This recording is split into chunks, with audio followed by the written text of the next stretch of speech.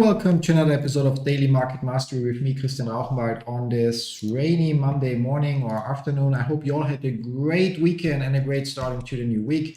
As always, before we jump into the markets and my portfolio, let's get the usual disclaimer out of the way first. Everything that I share in this live stream/video is my personal opinion and in no way financial or professional advice of any kind. You should always do your own research, consult certified professionals, draw your own conclusions, and make your own decisions. Besides that, all the tools that I'm using during this live stream/video are linked in the video description down below. That also includes the strategy I'm using, the Elliott Wave principle. You can read this wonderful book for free when you use the link in the description down below. And with that out of the way, let's jump into my portfolio and we'll see we have a slightly red start into the day. Overall, the portfolio is unchanged. If you've watched previous episodes, you know that I'm holding 600 shares of GameStop, which is the by far biggest position in the portfolio, against which I keep selling covered calls. Right now we have the April 17, $35 covered calls that we are writing against our shares. And so obviously, or not obviously, let's jump into the chart and we can see, as I've pointed out during previous episodes, while there was the possibility that our correction here finished already, it became clear based on this free wave move and the following downward movement the moment we broke the level here that indeed this is potentially only the first part of the correction, second part of the correction with the following third part of the correction. We should potentially hit the 78.6 retracement level, which then, unless I made a mistake with the labeling, should serve as the turnaround area. Now keep in mind that doesn't mean that we will exactly bounce at 22.73. That still allows basically the price to pierce that level and then eventually retrace. So if you are planning to trade from here, you still would need to put your stop loss at 20.30, because only at 20.30 would this entire pattern become invalid. So far the pattern looks quite solid, at least to me, and I expect that it will play out like that. We can see, however, that on the bigger scale, we are now getting an error here because we labeled this here up. We're gonna relabel it in a second. So no, don't delete the subwaves. We labeled this here as an impulse, and in an impulse, the fourth wave cannot enter the territory of wave one, which we assume is this wave here, 1, 2. And then we believe that this here finishes our wave 3 and that we're currently in the process of finishing our wave 4. And as you can see in the diagonal, however, it is a requirement that wave 4 enters that territory. In this case, this could only be a so-called leading diagonal because it is in the beginning of another potential impulsive wave. We'll have to keep an eye on that. However, overall, the rest stays the same. So I'm still bullish on GameStop. I expect that we basically eventually start to resume our upward trend to finish this fifth wave that is still missing here.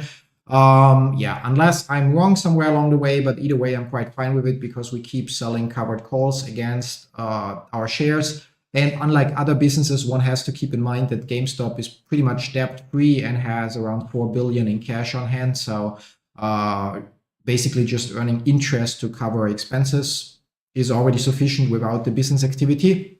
And as such, while there obviously might be challenges along the way and so on, it's, I think, one of the safer long-term bets. Still, sure, a lot changed over the last, I don't know how many years since the original, in quote, squeeze in GameStop, when GameStop still was unprofitable and in a transitioning phase, as said by now, even if their core business were to suffer, considering the war chest of $4 billion and being debt-free in a high interest environment, gives them an edge over so many other businesses and might even provide them with an advantage and the possibility to acquire other struggling businesses with that insane war chest.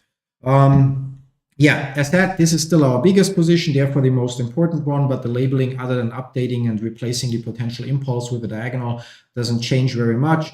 We still consider this here our corrective move in wave 4, considering how nice the movement up here followed the 1, 2, 3, 4, 5 impulsive wave.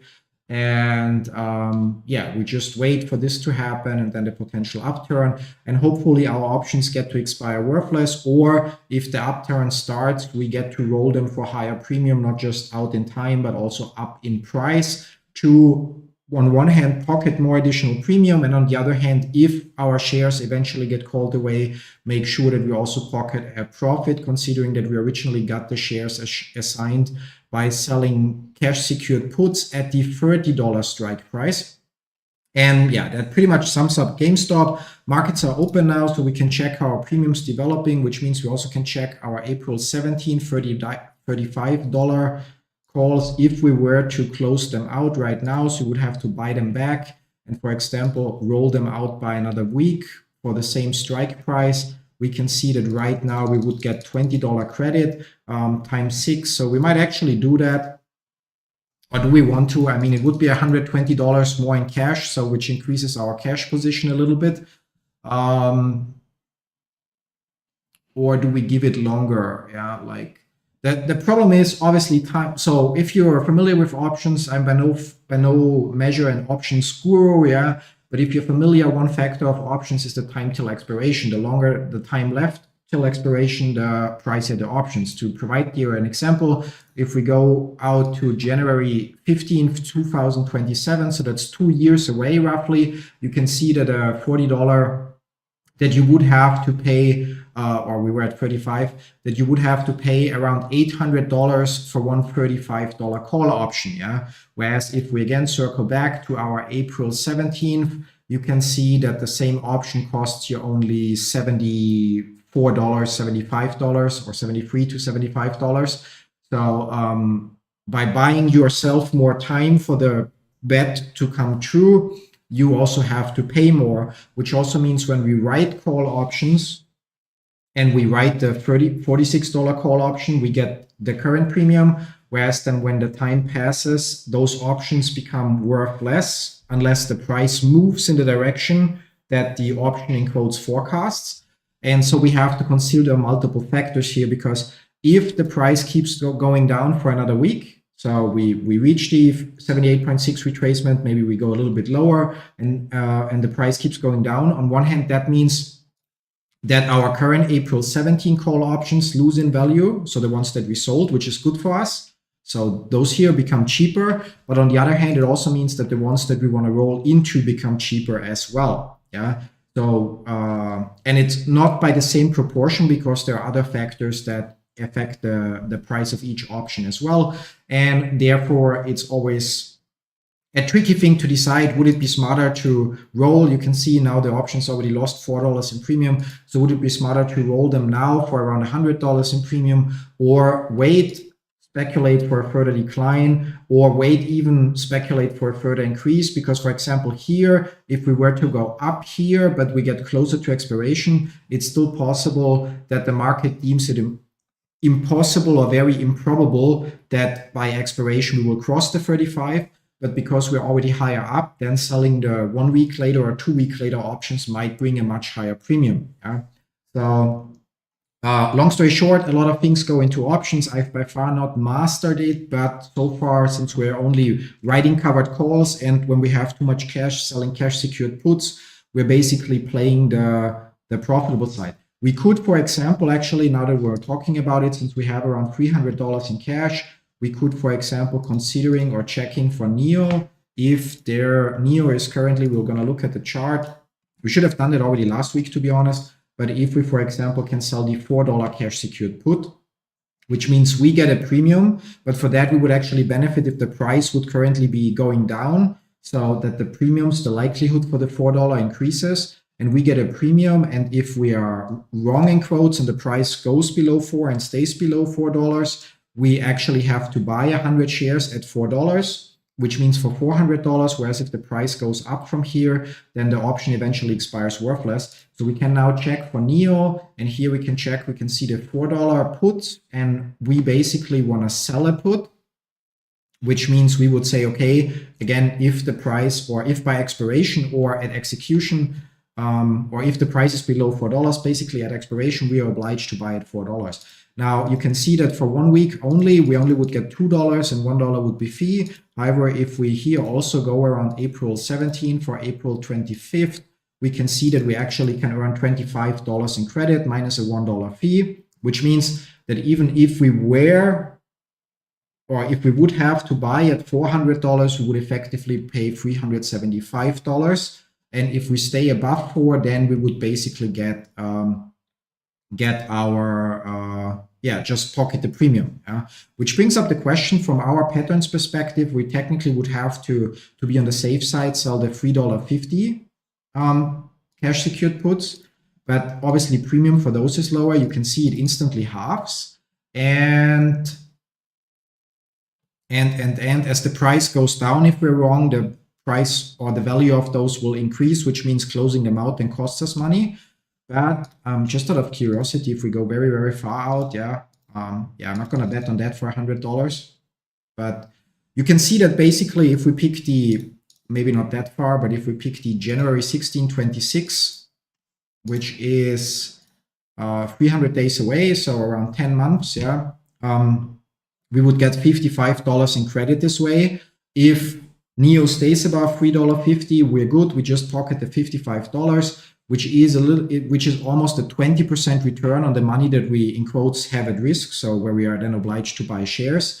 And even if it goes below $3.50, because we would receive $55 in credits, we would technically buy 100 shares instead of for $350 for $295. However, with the January options, we also have to consider the following: that because we received the premium now, that would be taxable income right now. And if it happens and we then get the shares assigned in January, that's a completely independent transaction from a tax perspective. So would have to look, the last expiration this year so far would be September, and there we would look at $40 in credit. Now I'm really tempted to do that, but it also means I always have to consider that I need $350 in excess liquidity to be able to actually purchase the shares if that happens. Tempting, really, really tempting. So if we do that,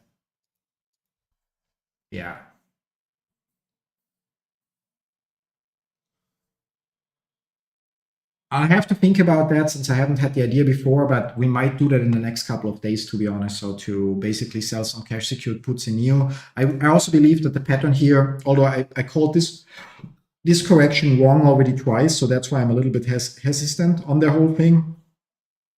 But I believe that the correction here should by now be over. There's not much room. If it's not over now, then I was wrong, and the whole pattern will turn invalid at 363.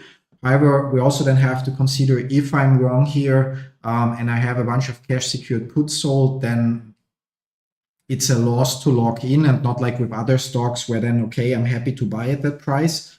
So, and technically you should only sell cash secured puts in that case if you are kind of saying, okay, if it reaches that low, I'm happy to buy. And if it doesn't go that low, I'm happy to just pocket the premium, and not I'm happy to pocket the premium, but if it goes that low, I actually would want to close the position instantly. So we're probably not going to do it, but I'm going to consider it for a little bit.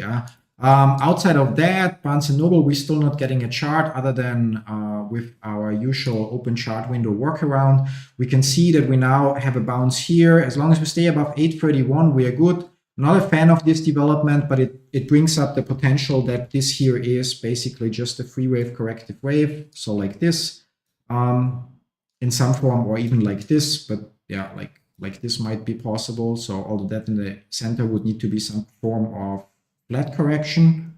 No, A, B, no, not flat. So probably more likely like this, which is a weird corrective pattern. So visually, but that's what it would need to be right now. And we'll have to keep an eye on that. As said, if we cross 831, we have to reevaluate bigger parts of the pattern and then decide if we want to take a small $50 or $100 loss here, or if we want to wait it out. We also have to consider, let's double check Barnes & Noble. There we hold currently 50 shares. So we don't have any options sold against it. In NEO, on the other hand, if there our pattern becomes invalid, we also have to consider that we have a covered call sold against it that we would have to buy back, and our 100 shares. So yeah. One alternative way of using options in this scenario is, by the way, also the so-called right call or call right. Yeah. So where we not for Barnes & Noble, but in that case for yes, save the chart.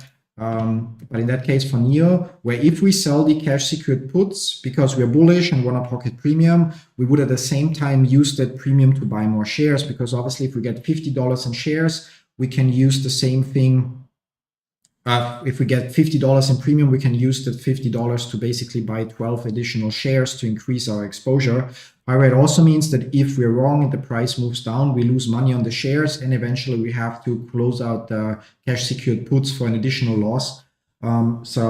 But it is a way to work as well. We've done the same thing in GameStop, where originally we had around 300 shares and actually used the premium from writing covered calls and cash secured puts. That partially was incredible because the implied volatility, another factor that affects option premiums, was relatively high. We used the premium to increase our position from 300 shares to 600 here, plus another 100 that we moved to GameStop's transfer agent. And we used that premium additionally for all the other positions. Some of them obviously are not going in our favor, which is perfectly fine. But yeah, just to point it out so that writing options against your existing positions, yes, you have the risk to miss out on profits if the price moves much higher and your shares get called away at the strike price, but you missed out on extra profit that you could have made otherwise. But you can use the premium to also then invest in other stocks or increase the exposure or position in your existing stock. Yeah. At some point, when we had 500 shares or so, we actually got enough premium from writing covered calls against those 500 shares, or we had 530 shares or so, to actually almost buy 100 new shares with the premium alone to allow us to write another covered call against them. Yeah. Anyway, moving on, Barnes & Noble we checked out, NEO we checked out, Immersion unchanged, I guess. We're waiting for the move here. As said, I expect 669, the 61.8 retracement to be or get hit, as it's within the minimum target for this corrective move, if I'm right with the labeling. And from there, we should get to see our next wave up. Cost, we're a little bit clueless, as mentioned. That hurts. That one hurts a little bit. It's still a small position in comparison to everything else, but among our small positions, it's the bigger one. And yeah, like this whole pattern somehow just at some point broke, didn't make sense. We have the bigger pattern that still stands, but right now we're waiting to see if we stay above this line. And we're gonna keep holding those shares to see how it plays out, because the exposure is not too big. To be fair, if I would have a substantially bigger position here, I probably would have closed it the moment we basically broke that level here. But because the position is relatively small, I'm kind of not willing to take the loss here, or I'm accepting taking a small or a partially bigger loss, because in absolute dollars, it's going to be still not that important, because the overall pattern, the bigger pattern, is still alive. But yeah, keep that in mind. We have with that. Bitcoin, we at some point will have to label that. I know I keep saying that. Let's zoom out a little and see what we get here. So because our data source here for the crypto stuff is Coinbase and not Interactive Broker, we actually don't face the same issues that we have, for example, with BNet. There seems to be a fluke here, or there was really a spike here, but it's going to make labeling a little bit harder. Let's try weekly chart. The bigger issue is here that our data source only shows pricing since 2015. We don't have the full history. We have to, however, consider, so we have been labeling this part and expect another fifth wave here. We have to, however, visually consider that we also can see a 1, 2, 3, 4, 5 move here. And just on the first glance, if that is basically wave 1, wave 2, wave 3, wave 4, wave 5, we already hit the minimum target for that fifth wave, but not the maximum target. And so if we are right with our labeling up here, there would still be more upside. And as said, to 120,000 or even more. On the other hand, if we are wrong, we have to consider it's possible that we are right now retracing this entire move, in which case the current correction should go down to at least $50,000 before we go further up. And we also have to consider the next best or the next bigger thing. So let's look at this. We can also see a potential 1, 2, 3, 4, 5 here. It's not as nice, but it's still there. And if that's the case, we can see basically that our target wave from this move here would also indicate that we hit the minimum target here already. So that would be based on, yeah, we have to zoom out, but it makes the chart a little harder to read. So this being potentially 1, 2, 3, 4, and wave 5. Yeah. So either way, there might be another push to at least 120,000. But there doesn't necessarily have to be. Our exposure to Bitcoin is also not that big, so we can just wait and see what happens. But we'll have to consider the possibility that either we're correcting this here, which would cause a retracement asset to probably at least 50,000, which would fit with retracing into the area of wave 4. So then this here would be as, where's the low here? That's 15,500, and that's 15,400, 15,500. So this one is lower, yeah.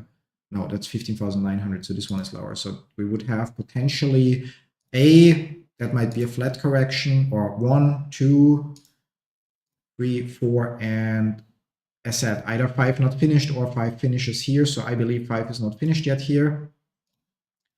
And then additionally, as said, if we were to correct the entire move, it's hard to see the starting point here, yeah, but then it would mean that we're currently in the process of retracing this entire move, and you can see that then Bitcoin would actually, and you have to consider it here, we're talking about 10 years, so Bitcoin would over the next couple of years actually trade down into the $10,000 area before it builds the next upwards momentum.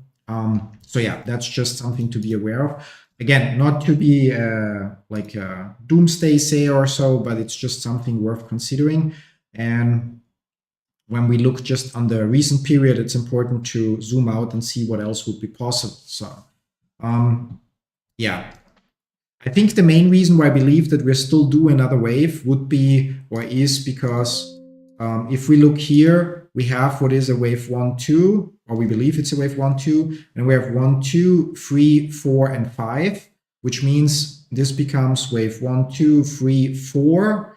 4 still has room down. We could say, what's the high here? Here it was 65,050, and here, yeah, so actually point 1 would be this one here. So 65,050. So that would be the point, 65,050, potential bigger correction, yeah, where this cannot be an impulse anymore. Look at bigger pattern, and where we might actually be correcting the bigger pattern. However, if we reach that point here, we also have to consider that the target area for the retracement for the bigger pattern is not much lower, and then taking a loss might also not make much sense. So, and one might just hold on further. So it's a little bit tricky and a fluid situation, but we have to keep an eye on it. But then again, the exposure that we have is not that big, so it's not something I'm worried about too much. And yeah, XYO has been retracing further. As I mentioned, there is the potential for it to touching the base channel. We're still within the target area for a corrective move here.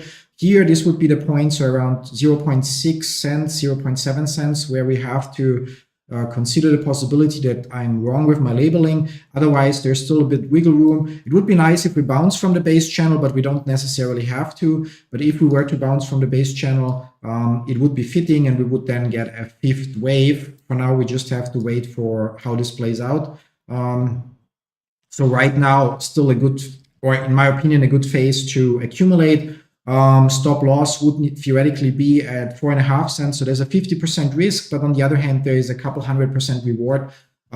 So I think the risk reward ratio is not that bad. XRP, as said, should go further sideways and down to potentially retrace to 160, but there's also still another wave missing. Here, it's so visually clear, 1, 2, 3, 4, and we're missing a fifth wave. So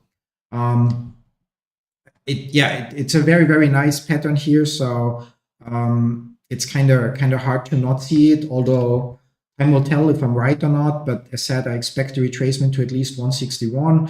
Obviously, we're looking at a weekly chart, so this can take months to accomplish. And if we're supposed to hit the base channel, then it might drag out further or retrace maybe even as far as $1 before we get the fifth wave. But yeah, so feels like there is still upwards movement due at some point. Storage, there we are out of ideas. We'll have to relabel that at some point. H&T now about to hit the 78.6 retracement. There we don't have a lot of history on the monthly chart, but it looks like a 5-wave impulse followed by a bigger 3-wave corrective move. We now exceeded our usual target area for 168.1 should be that one, yeah.